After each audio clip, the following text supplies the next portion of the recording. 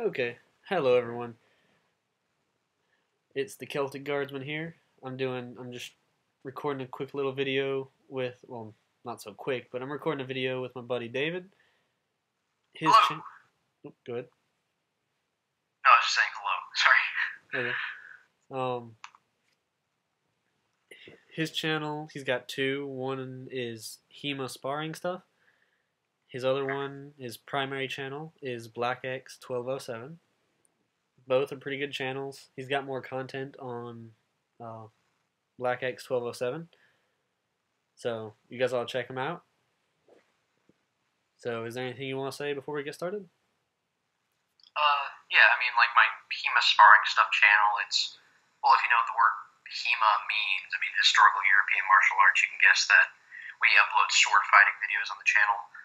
None of us are all that great, but whatever, it's fun, so we upload videos. I haven't uploaded on there in a while, but yeah, my main channel is Black X 1207. I do movie reviews, and in the past I've done gameplay videos, but my YouTube name isn't actually Black X 1207. That's my friend because it's a dual channel between the two of us. My friend is Black X 1207. I'm Davinator.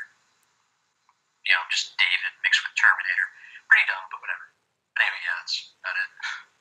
That's for YouTube stuff for me. Okay. So,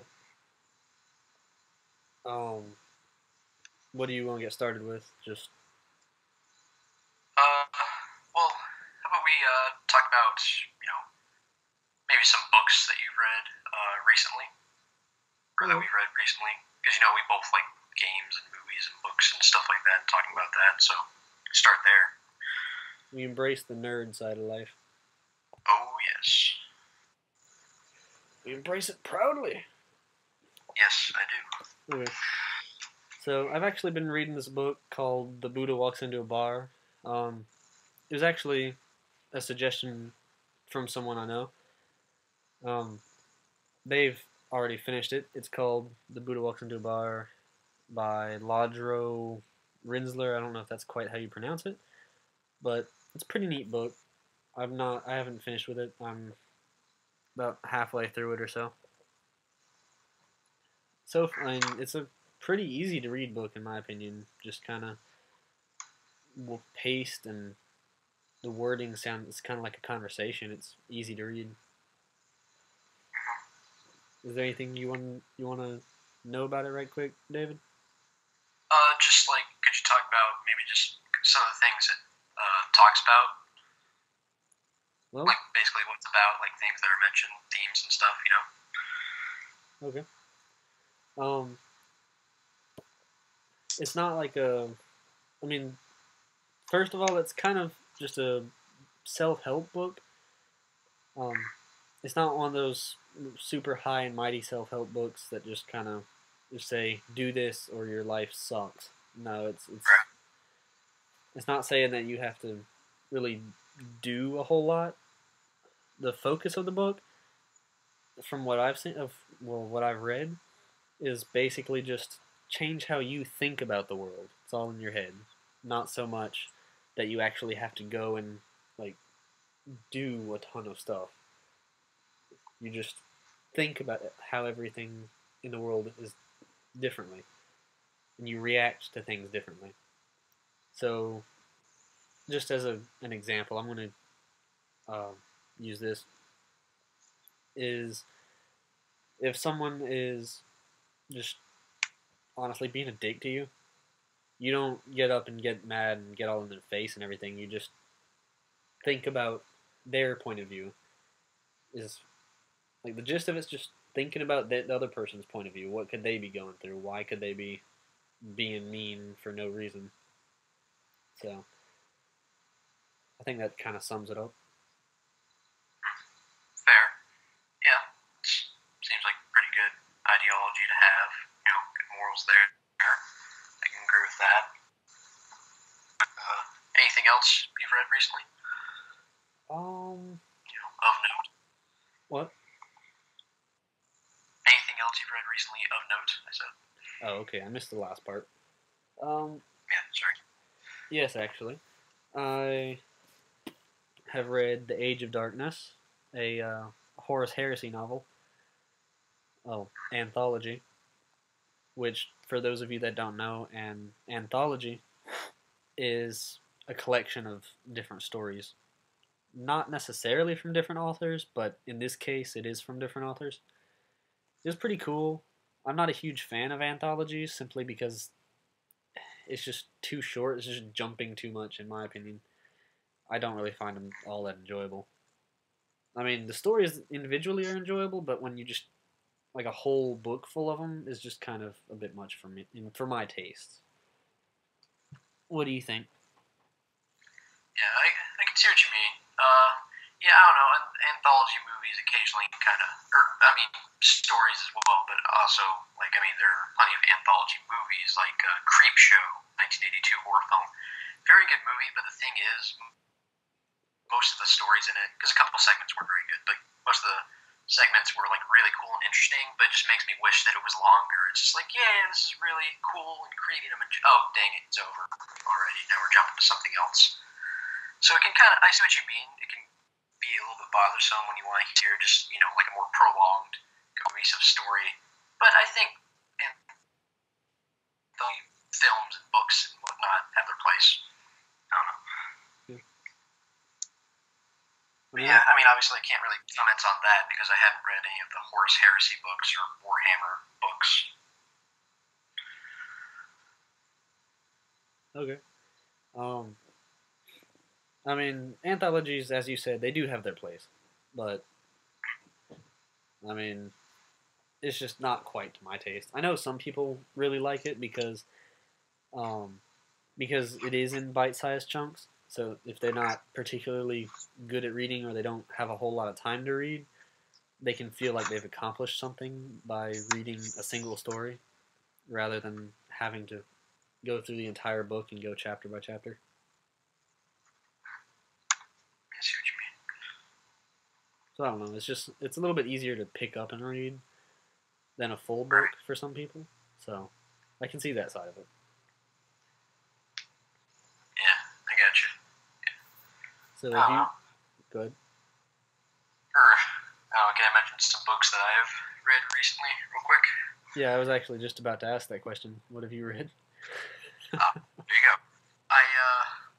For whatever reason, recently I've gotten a lot more into science and also philosophy. Like I've read Cosmos by Carl Sagan. That was fairly interesting. I mean, like the last chapter or two, to where he's advocating for the disarmament of all nuclear weapons, I thought was a bit naive. But whatever, it's a bit different. I've read Hyperspace by Michio Kaku, which was excellent, very interesting. I've read a few books like that, but I've also gotten a little bit into philosophy. So basically, I've just been reading nonfiction more often than fiction recently. I just read a book called What is Philosophy, which is an introduction to, shockingly enough, philosophy. It's written by Gary Hayden. It's a pretty short book, pretty accessible. There's only 8 or 9 chapters. And yeah, just each chapter, the first chapter just says, what is philosophy? It just talks about it as a whole. And then the other chapters talk about different facets of philosophy, because there are 4 main areas of philosophy, and that's logic, epistemology, metaphysics, and ethics. And then it talks about other little things like philosophy of religion, of mind, and of science. It's a brief book, but it's easy to pick up and read. It educated me. I mean, I know a good bit more about philosophy now. I especially like the logic section, talking about arguments and what counts as a good argument and what's not a good argument, and the difference between a valid argument and a sound argument. So it's pretty interesting. Yeah, it sounds like it. Go ahead. Sorry. I also read Dune by Frank Herbert. It's a fiction book I've read. I heard about it for years, and now that I've read it, I actually did a review on my channel for it recently, so if you've seen that, then you already know my thoughts, but I thought it was an outstanding book. It definitely lived up to the hype for me. Extremely fascinating book, very exciting, big, huge, epic story, a lot of great characters and great sequences. Anyways, yeah, sorry, what were you going to say? I was just going to say that the What is Philosophy book, it sounded pretty interesting, something I probably ought to read sometime. Yeah, well, hey, you can borrow it if you want. I got a bunch of stuff I need to read and a bunch of stuff I need to do. I wish I could. I know exactly how you feel. I have a bunch of stuff, like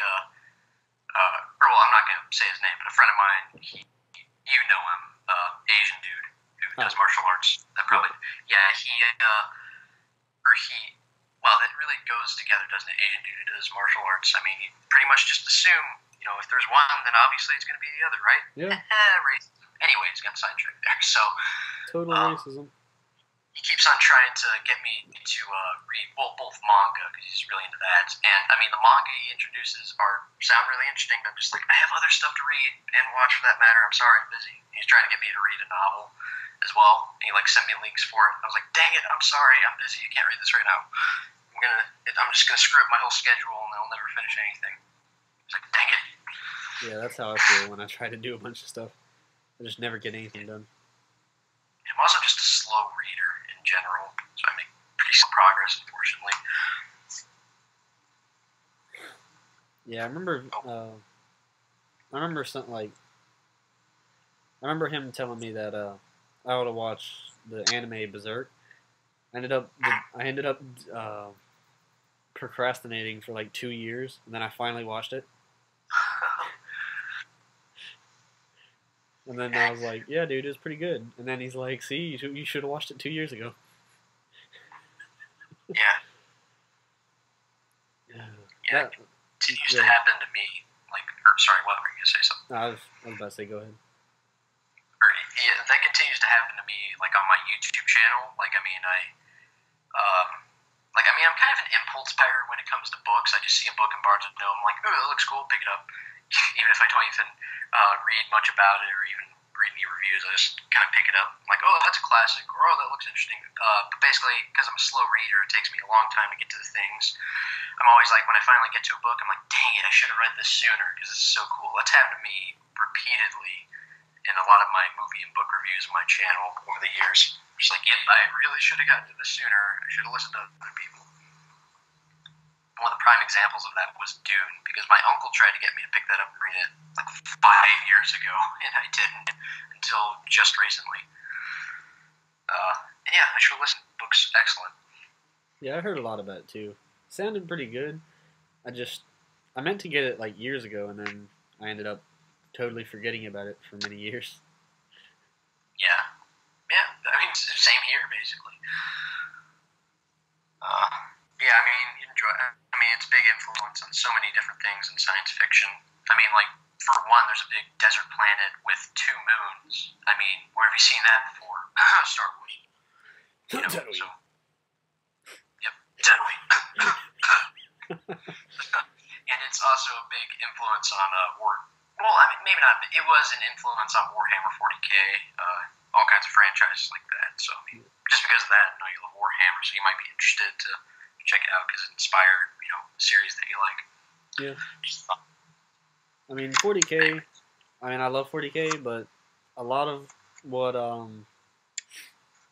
different parts of it have been influenced by a lot of different sources because, a big reason for that is just because there's so much content in the 40K universe that it's just about impossible to have not been influenced by a bunch of different things.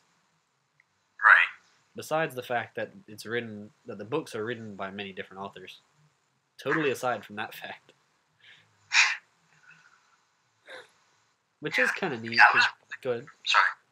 I was really surprised when I looked into Warhammer 40K, just reading about it, on Wikipedia and stuff, and checking out how many expanded universe materials there were. I mean, I was like, holy crap, because, there's not that many games, and, there's really only one tabletop Warhammer 40K game, right? It's updated over the years, but I'm surprised that just from that, you get so much expanded universe material. It's almost comparable to the Star Wars Legends canon expanded universe. There's a crap ton of stuff there, and I thought, yeah, it might be kind of a big expanded universe. I had no idea it would be comparable in size to that. Holy crap, there's so much Warhammer content. I don't even know where to begin, because I do want to check it out eventually. Probably start with the games first. Yeah, it is insane. Yeah. But back to, or not back to, but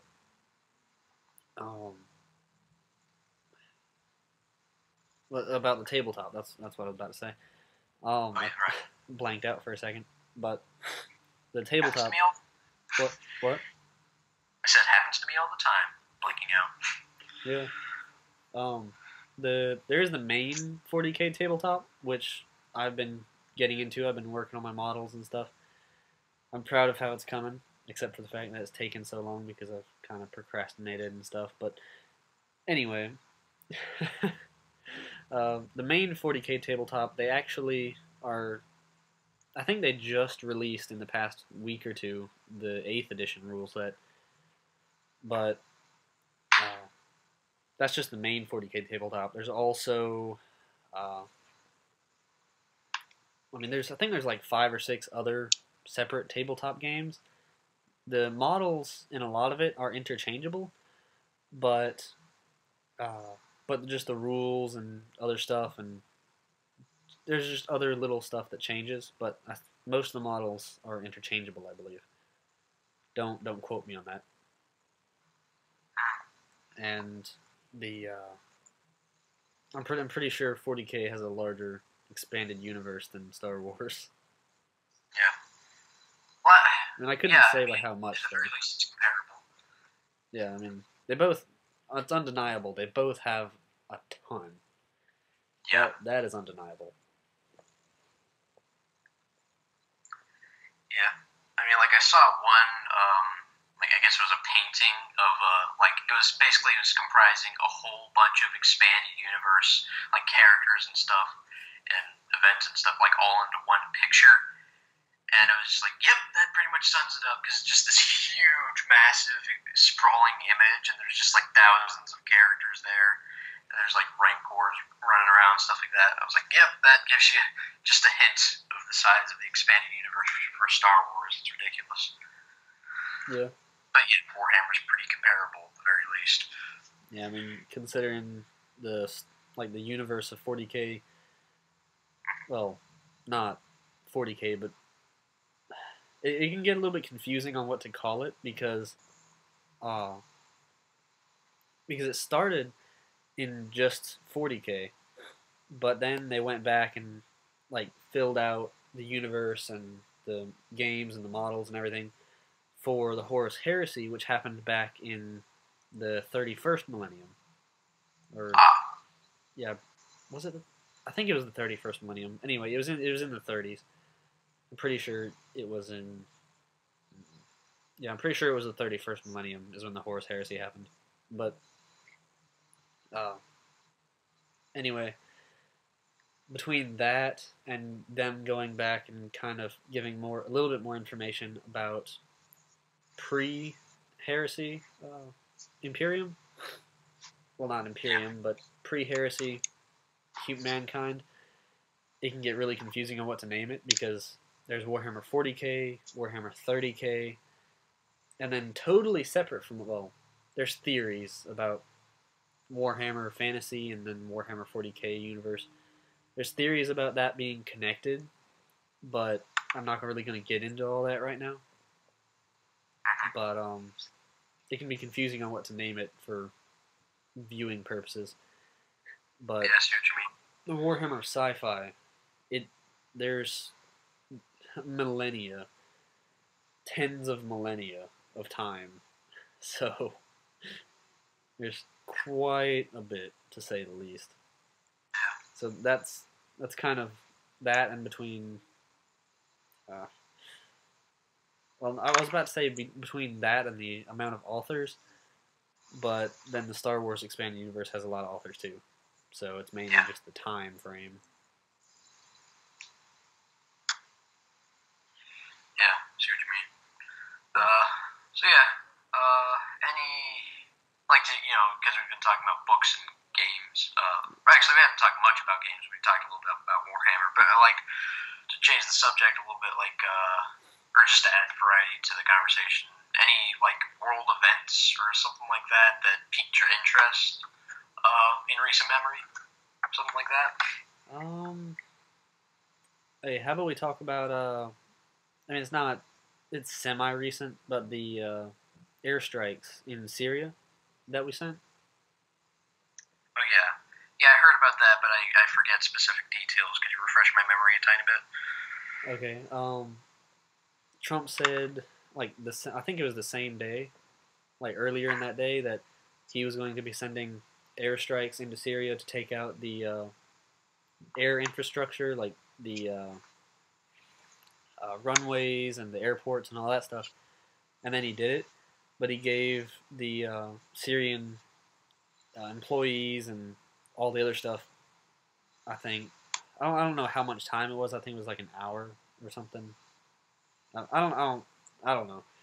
Just forget that I said an hour. But he gave them some time to evacuate the area, and then airstrikes came in, destroyed all of their air-related infrastructure in the country Wow. because the Syrians were, I'm pretty sure they were using chemical weapons. I want to say, on their own people. Is that allowed? I don't think No, that's allowed. Geneva Convention. That's why we did it. Yeah, I didn't think so. Because America, fuck yeah. Coming around to see the motherfucking day. Oh yeah, great song. First time I heard that song, I couldn't breathe. I was laughing so hard. It just took me so by surprise. That was hysterical. Yeah, same here. But yeah, so I don't know. What do you think about that? Do you think that was warranted? I mean, as far as following our policies and upholding the Geneva Convention, I think it was warranted. But my personal thoughts on it are that, I mean, it did not affect us. It did not affect our country, our military, our economics, trading. It didn't really affect anything. I mean, so I don't think that we should have got involved at all. I mean, I think we should, like, I think at most what we could have done, or what we should have done, is just give them a bit of an embargo. I think that's the most we should have done. And then if there's any countries around it that it actually affected, let them deal with it. I don't think it's really any of our business to get too involved in other countries, unless we have an economic or political or national security sort of stake in it. But that's just my 2 cents. What about you? Right. I see what you mean. Or did it use up a lot of our resources to do this? Like, did it take up a lot of money or anything? Well, I mean, all it was airstrikes. So yeah. So I mean, it cost a lot of money because any military operation, no matter how small, would cost a lot of money, just because logistics and all the rest of it. But relative to other operations, it wasn't too big. So, but it was a lot bigger than what we should have done, in my opinion. Okay. Well, I see what you mean. But the thing is, since it didn't take too much of a hit out of our budget or resources and stuff like that, really? I think it was fairly reasonable. I get what you mean by they weren't exactly affecting us. I would draw the line if it actually got to the point to where they were it was seriously actually not good for our resources. It was just taking too big of a hit of those. But considering the fact that in the grand scheme of things it wasn't too expensive, then yeah, I wouldn't make a big deal about it. I more or less support his decision to do that, but I can definitely see your point of view. Okay. Yeah, I mean, and when I said it didn't take a whole lot, it cost. I know. I mean, comparatively, obviously, like you said, it's a military thing. It's going to be expensive. But... Yeah, I mean, it is relative. Yeah, but I'm not the most educated person in terms of world events and political discussions in general, so I might not be the best voice, but that is how I viewed it personally.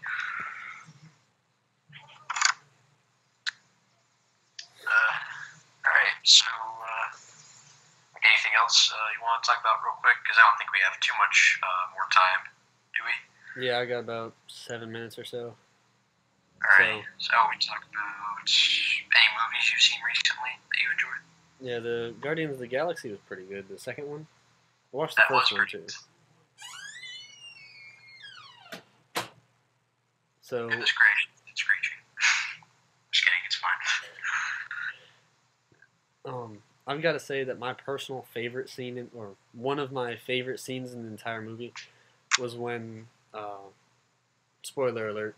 Well, I mean, it doesn't. I was about to say spoilers. Yeah. Yeah. Okay, good. I mean, it's not really like a plot spoiler or anything. It's just a funny little scene spoiler. But uh, Star Lord and Yondu, they were like flying down, like they were floating down, and uh, Star Lord said, "You're like Mary Poppins." So Yondu was like, who's Mary Poppins? Was he badass?"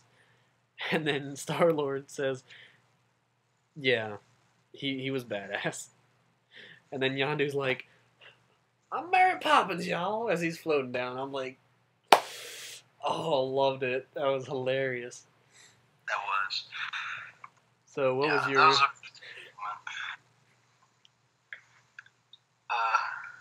Yeah, personally, my favorite moment probably in the entire movie is, and again, spoilers, when Chris Pratt or Star Lord is talking to his dad, Kurt Russell or Ego, and Ego finally lets it slip. He's like, "Yeah, it really tore me apart to put that tumor in your mother's brain," and it just cuts to Star Lord. He's like, "What?" And you just see something in his eyes just snap. And he goes like, yeah, I did that. And then Star-Lord just turns on him and just shoots the shit out of him for like 15 seconds straight. I was like, yes. Like, I honestly started clapping a little bit. I was like, yep, that's a warranted response. Yeah, That was pretty great. that is definitely warranted.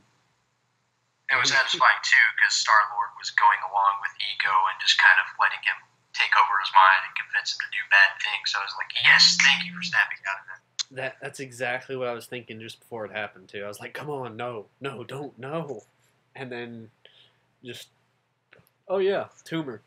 I'm just like, Yeah, that was great. yeah, I love Kurt Russell's reaction to it too. I think it was like, "Who in the hell do you think you are?"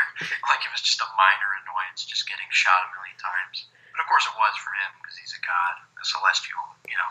yeah, pretty much. Yeah, I also did a review for that on my channel. And yeah, I mean, if anyone's seen that review there, then yeah, you know, I really like that movie. Very good movie. Oh yeah, I just saw Alien Covenants. I want to see that. I really liked it. Yeah, I very much enjoyed it. It's gory. Like it's probably the most violent alien movie ever. Like I went ooh like a few times in the movie. It's pretty cringy in a good way. So I ought to like it then. Plenty of gore.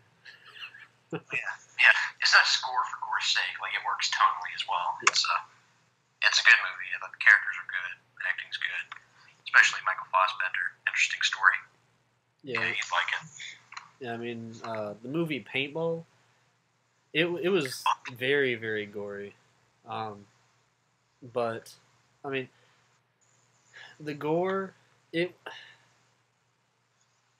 I'm kind of half and half on whether or not it was totally warranted, because the plot made it to where it should be gory, but I don't know if, I mean, I can't quite decide whether or not they just went overboard with it. I mean, I was fine with it either way, but as far as whether or not it was actually warranted, I'm on the fence about it. Well, here's how I see it. If a movie's trying to be just a silly, dumb, over-the-top movie, and it wants to be like really violent, then yeah, go for it. Go over the top. Be like, you know, Peter Jackson's Brain Dead, also known as Dead Alive. You know, just go completely over the top. But if a movie is just trying to be a serious movie, it's, you know, a drama or something like that, and then all of a sudden it just has over-the-top gore, which is completely just out of place. Like if it doesn't work within the context of the story, then yeah, that it doesn't work. That's where I draw the line and say no, it's not warranted. But if it actually works with the movie, then yes, it works. You know, did it make sense tonally? Did it fit in with the style of the movie? I mean, it was a kind of serious movie, but the thing behind it was, spoiler alert, it's not a new movie though, so deal with the spoiler.